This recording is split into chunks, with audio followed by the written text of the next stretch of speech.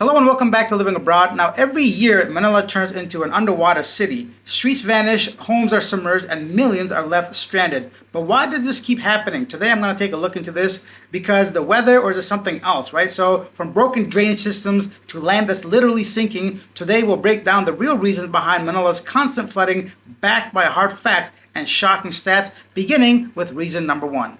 The first reason is low-lying geography and land subsidence. Manila lies near sea level, and part of this is below sea level. Metro Manila actually sinks 10 to 15 millimeters a year due to land subsidence caused by over-extraction of underground water, the source being National Institute of Geographical Sciences. This makes it easier for seawater and rainwater to flood streets, especially during high tides or storm surges.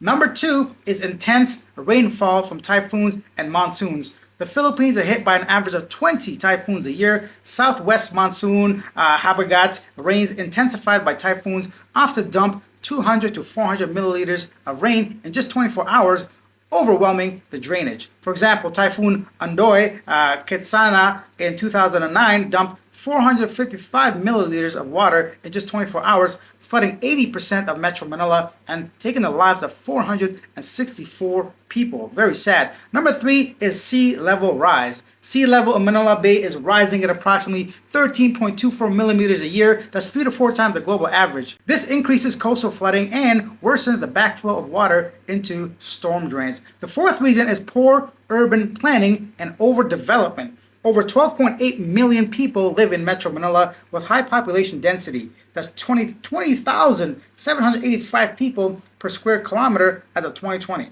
Many developments were built on former places like wetlands or floodplains, such as parts of Malaban, Navatas, and Marikina in Pasig. I'm sure I've butchered some of them names, but forgive me. Please, forgiveness. Not to mention informal settlements and unregulated construction block natural drain passages. As you can see, there are a lot of reasons, but I'll continue with some more very important ones. The fifth reason is clogged drainage and solid waste management. 3,600 tons of garbage daily in Metro Manila. Much ends up in rivers and also canals, drainage systems. The MMDA, Metro Manila Development Authority, regularly reports heavily silted and clogged waterways. Of course, right? Studies show about 58% of drainage systems in Metro Manila are partially or fully blocked. When you got all that stuff coming in, all that water, flood washing, all the garbage, it definitely just puts it into the drainage system. Number six is the loss of natural and water retention areas. Historical lakes, floodplains, and mangroves have been reclaimed or developed. Laguna de Bay, once a natural overflow of basin, now has reduced flood retention due to encroachment, pollution, informal settlements, and probably other reasons. The Marikina River, once wide and vegetated, has narrowed due to siltation and construction near its banks. So this is the type of stuff that I don't typically obviously know off the top of my head, right? Sometimes we see all this flood and we just like, come on, what's going on? There's a lot of reasons why stuff like this happens, and these are some of them, which being number seven, insufficient and outdated drainage infrastructure. So some of these are definitely man-made, right? Or human, my voice broke, human caused. Metro Manila's drainage system was designed in 1970s for a smaller population and less intense rainfall. The World Bank notes that about 40% of pumping stations in Metro Manila are outdated or poorly maintained. They're poorly maintained. I didn't even know they were like pumpage systems, but I guess that has to be, right? So 40% of those are poorly maintained or outdated, and many pumps fail during heavy flooding, and gravity-based drains are no longer effective due to land subsidences, right? So if you're building slopes like this to create whatever and the land kind of dips, those are no longer effective. Can you see me trying to be some kind of scientist? It makes sense to my brain hole, but not in my words, you know? Number eight is deforestation and upland degradation. Deforestation in Sierra Madre Mountains reduces water absorption upstream. This causes faster surface and runoff into the Pasig Marikina River system, increasing flood risks in urban areas. Illegal logging also is illegal logging and quarrying in Rizal and northern Quezon also worsen flash flooding downstream. So there's a lot of stuff that you and I simply don't see either. Number nine, fragmented governance and delayed flood control projects. 27 government agencies handle different parts of water management, causing delays and overlapping responsibilities. Major projects like the Metro Manila Flood Management Project, funded by the World Bank and AIIB, have faced land acquisition delays, coordination issues, and community relocation problems. Very interesting. Number 10 is inadequate maintenance and public awareness. Maintenance of canals and creeks is irregular due to limited budget and manpower. Low public awareness of discipline and waste disposal contributes to a cycle of clogging and flooding. That's what I'm talking about, stuff that we know and can control. Many people aren't aware proper flood warnings or evacuation protocols. Interesting. Yeah, of course, if we're going to throw all our trash on the street, that's going to back up the drainage system, right? So a lot of this kind of comes down to us as individuals as well. When we're traveling, when we're living in any place, you should never litter, right? There's no reason to be throwing your plastic bottle of water onto the street or your candy wrapper on the street. I know it's easy. I know it might be like, whatever, there's already something on the floor. I'm going to do it anyways. But just put it in your pocket. When you see a trash bin, you can dispose of it that way. Now, those were 10 reasons why flooding is becoming worse and worse in Manila. From the past 6 years I've been to Manila a couple times. I faced, one time it was really bad, the flooding, that I couldn't even get a taxi for up to 2 hours, you know? And it was really bad. So I can't imagine living there. If you're living in Manila area or any like flood prone areas, let me know, how do you manage daily or annually, right? Because this is severe, 20 typhoons a year. From a visitor's perspective, you're usually on the islands, living in major cities, maybe the high-rise condos.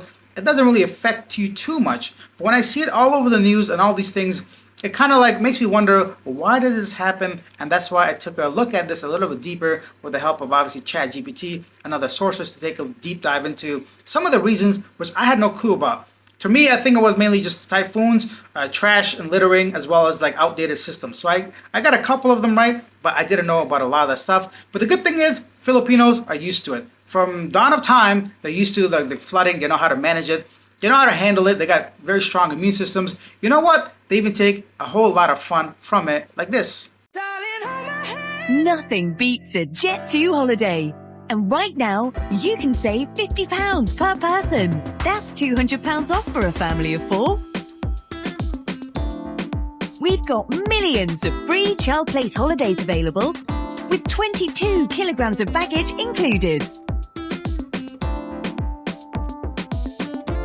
But now, with Jet2 holidays, package holidays you can trust, international protected. Nothing beats a Jet2 holiday. And right now, you can save £50 per person. That's £200 off for a family of 4.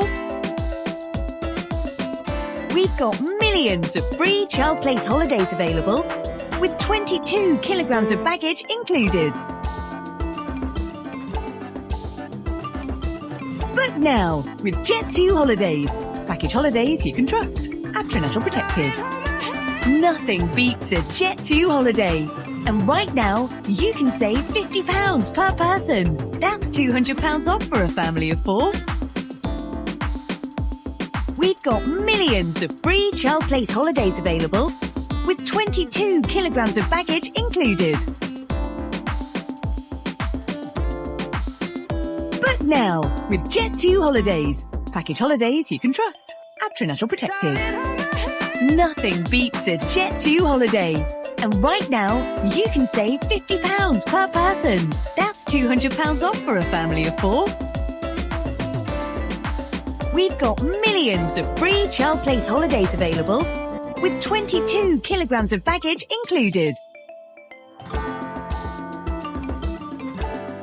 But now, with Jet2 holidays, package holidays you can trust, international protected. Nothing beats a Jet2 holiday. And right now, you can save £50 per person. That's £200 off for a family of 4. We've got millions of free child place holidays available, with 22 kilograms of baggage included. But now, with Jet2 holidays, package holidays you can trust, international protected. Nothing beats a Jet2 holiday. And right now, you can save £50 per person.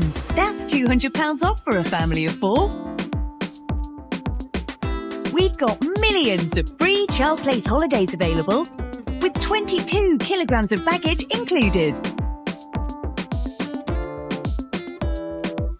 But now, with Jet2 holidays, package holidays you can trust, international protected. Nothing beats a Jet2 holiday. And right now, you can save £50 per person. Let me know which of those clips were your favorite. I think my favorite was the wedding one, to be honest. These guys are like, you know what? No weather's gonna stop us from getting married. We're in love. Let's do this. Leave your comments down below. Let me know, why do you think the flooding is so bad in Metro Manila specifically recently, if it wasn't included in the top 10 list? I'll see you guys in the next one. Bye. Logging illegal, what the fuck is this? Such as illegal login and querying.